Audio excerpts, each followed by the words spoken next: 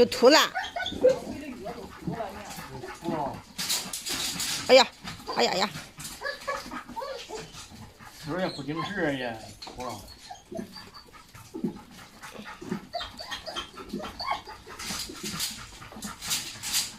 也吐出来了。够呛。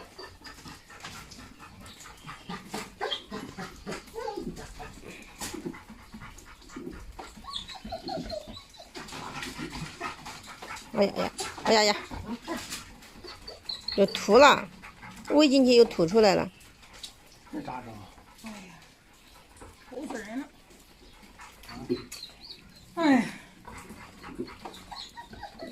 也难受。哎呀呀，都吐了。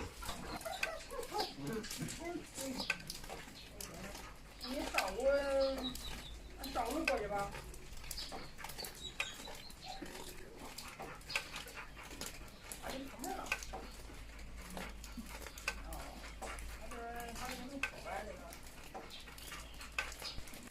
看这个核桃树，结好多核桃。瘦一点在哪位置？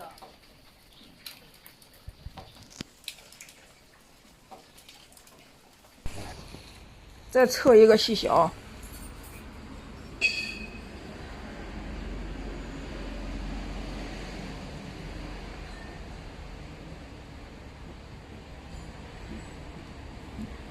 是血不？血。确定每次不都是这个吗？又查了一下，也不是细小，也不是冠状，医生怀疑是胰腺炎，所以现在按胰腺炎开始治疗，要打针，要打7天的针，哎呀，不容易啊。昨天晚上给他那个检查，昨天晚上给他做那个检查，然后给他打了针。今天早晨我去看了看，然后给他喂药啥的，他还是情况不是特别的好。喂了药他也又吐了。然后我给那个宠物医院打电话，他说今天他不在店里，不在店里，我怕那个耽误那个小嘟嘟的病情，然后我又给他换了一家宠物医院，今天又重新给他做的检查，又做了一遍那个细小还有那个冠状，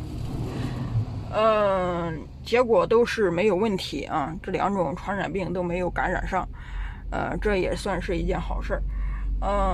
还有一个就是说不好的消息，就是说那个大夫是诊断的这2种病如果都没有的话，最大的可能就是胰腺炎。胰腺炎严重的话，狗狗的那个死亡率还是很高的。所以呢，现在就按胰腺炎的那个病开始给他治疗，打了2针，在宠物医院打了2针小针儿，然后回家不能给他吃任何吃的，喝的给他喝点那个打吊瓶用的那个糖盐水给他喝，因为那个不管是小土狗还是像金毛似的这种宠物狗，咱们都是一样对待的啊。毕竟它也是一条生命，咱们不能说是它是个小土狗，咱们就不救治它了，任它自生自灭。我觉得这个我也是于心不忍的。不管什么情况吧，反正咱们尽力去救治吧，尽力救治。因为这两天我也比较忙，所以来回的往县城里去也不方便，因为得开车得开半个多小时，将近好几十里路，所以我就把那个针给拿来了，我给小狗打，我给它打针，拿了3天的针，拿了2天的针，因为今天在那儿打了1针了，今天呢就不用再打了。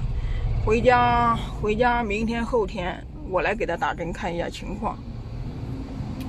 如果不行的话，我还是再把他送去宠物医院，然后再让医生看一下，再该怎么处理这个事情，该怎么治疗。行吧，那咱们现在就先回家。